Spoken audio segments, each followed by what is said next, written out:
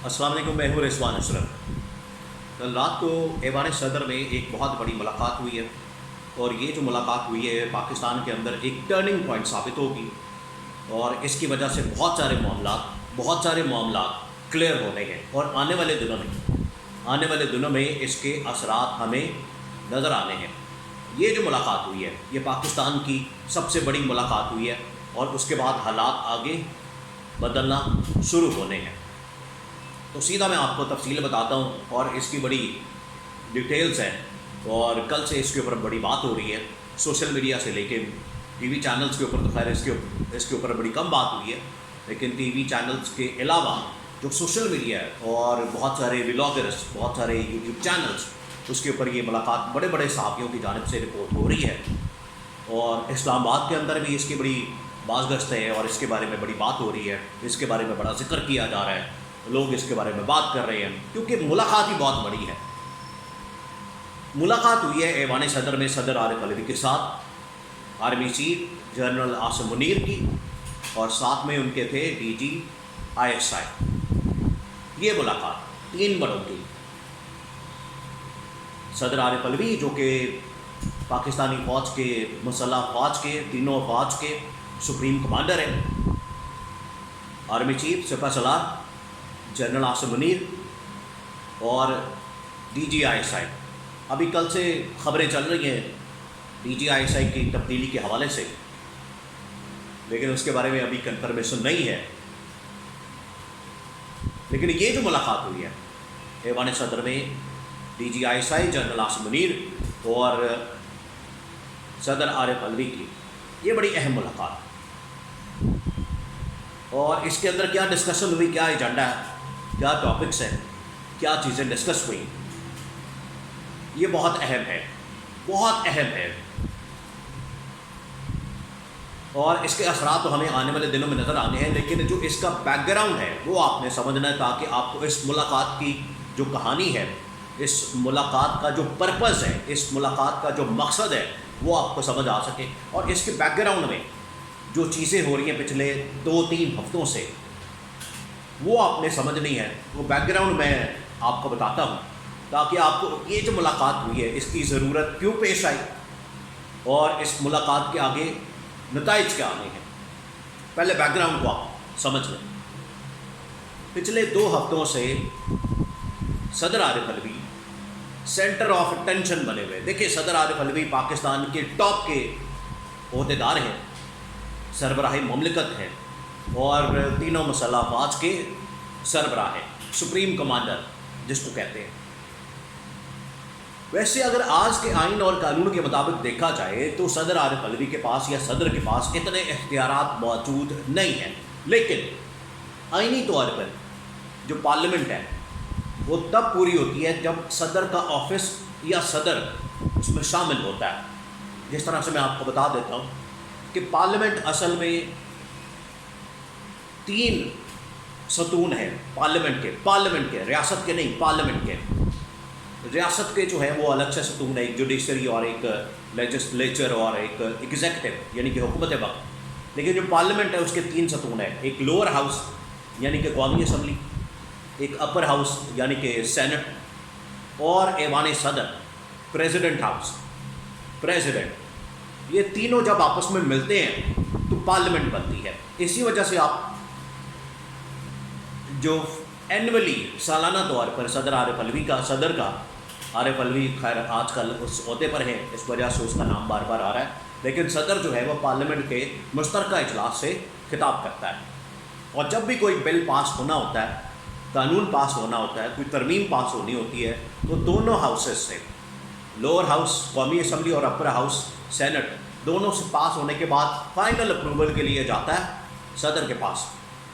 वो फिर एक पूरा प्रोसीजर है। अब पिछले दिनों बहुत सारे बिल इस तरह के पास हुए हैं, लेकिन जो एक बिल जिसके ऊपर मसला बन गया वो था सीक्रेट एक्ट और army act, official secret act और आर्मी एक्ट।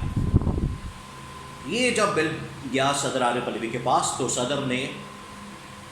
इसके ऊपर दस्तखत करने से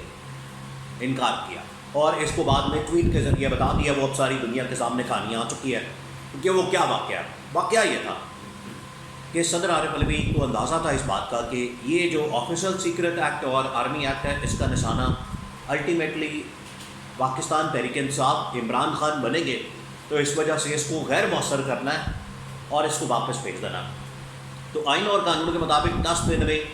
واپس بھیجنے کا اختیار صدر کے پاس موجود ہے۔ صدر نے اس کو واپس بھیج دیا اور اپنے سٹاف کو کہا کہ آپ اس کو واپس بھیج دیں۔ سٹاف نے بھی اسی طرح سے کہا کہ بالکل ہم نے واپس بھیج دیا ہے۔ سٹاف نے شاید کو بہانے بازی کی یا سٹاف نے کوئی اس طرح کی غلط بیانی کی، جو کہ صدر کی جانب سے الزام میں لگایا گیا اپنے سٹاف کے اوپر کہ میں نے تو ان کو کہہ دیا تھا کہ آپ اس کو واپس بھیج دیں، لیکن انہوں نے واپس نہیں بھیجا، اور وزارت قانون نے اس کو بل بنا کے منظور کر دیا اور یہ تصور کیا کہ صدر نے دستخط کر دیے اور ان کی کنسنٹ آ گئی ہے، جبکہ پروسیجر کے مطابق آئین اور قانون کے جو پروسیجر کے مطابق جو پریکٹس ہے، جو لا ہے، قانون ہے، اس کے مطابق 10 دن کا ٹائم ہوتا ہے۔ پہلے وہ صدر بھیجتا ہے پارلیمنٹ کو، اب تو پارلیمنٹ کا وجود ہی نہیں، پارلیمنٹ ایگزسٹ ہی نہیں کرتی، تو اس وجہ سے یہ بل ادھر ہی رک جاتا ہے۔ لیکن انہوں نے کیا کیا، وہ پہلے جو 10 دن ہیں اصولی طور پر تو یہ ہوتا ہے، قانونی طور پر پہلے 10 دن میں آتا ہے پارلیمنٹ میں، دوبارہ اس کو بھیجتی ہے، پھر اگلے 10 دن ملتے ہیں، پھر وہ ڈیمڈ یعنی کہ تصور ہوتا ہے کہ اب کنسنٹ آ گئی ہے، اور اگر صدر کی جانب سے دستخط نہیں ہوئے تو وہ بل بن جاتا ہے قانون۔ یہاں پر پہلے 10 دنوں میں انہوں نے تصور کر لیا کہ صدر نے حالانکہ دستخط نہیں کیے، اس کے اوپر کنسنٹ نہیں دی، تو وہ قانون نہیں بن سکتا۔ اس کے اوپر پیپلز پارٹی نے بھی کھل کر رائے دی، اس کے اوپر مسئلہ بن گیا۔ اب یہ جو دونوں ایکٹ ہیں یہ اصل میں ریلیٹڈ ہے آرمی سے، پاکستان کی فوج سے، اور پاکستان کے اہم ترین ادارے انٹیلیجنس کے، اس کے ساتھ ریلیٹڈ ہے، اس وجہ سے یہ ایک بحث شروع ہو گئی۔ اس کے بعد اب ایک دوسرا معاملہ سامنے آیا، وہ ہے الیکشن کمیشن آف پاکستان سے متعلق۔ الیکشن اس وقت پاکستان میں ہر ایک کی ڈیمانڈ تو ضرور ہے، پی ٹی آئی کی خاص طور پر سب سے زیادہ ڈیمانڈ ہے، اور ساتھ ہی اب پیپلز پارٹی نے بھی ڈیمانڈ شروع کر دی ہے، پیپلز پارٹی کے ساتھ مل گئی ہے، تو دونوں کی جانب سے ڈیمانڈ کی جا رہی ہے 90 دن میں انتخابات کی۔ صدر عارف علوی نے چیف الیکشن کمشنر کو خط لکھا کہ آئیں بیٹھیں اور الیکشن پر بات کریں۔ اب صدر نے جو خط لکھا ملاقات کے لیے کہا، صدر نے کو گپ شپ تھوڑی لگانی تھی، صدر نے اس کے ساتھ کوئی ہلہ گلہ یا مستی تھوڑی کرنی تھی سکندر سلطان راجہ کے ساتھ، الیکشن کے معاملات تھے، اس کے اوپر بات کرنی تھی اور ڈیٹ کے اوپر فائنل کرنا تھا۔ اب یہاں پر ایک اور نقطہ یہ ہے، بحث یہ ہے کہ الیکشن کمیشن یہ کہتا ہے کہ ہم نے پارلیمنٹ نے ایک ایکٹ پاس کیا ہے، الیکشن ایکٹ، تو اس وجہ سے اختیار یہ چیف الیکشن کمشنر کے پاس ہے، لیکن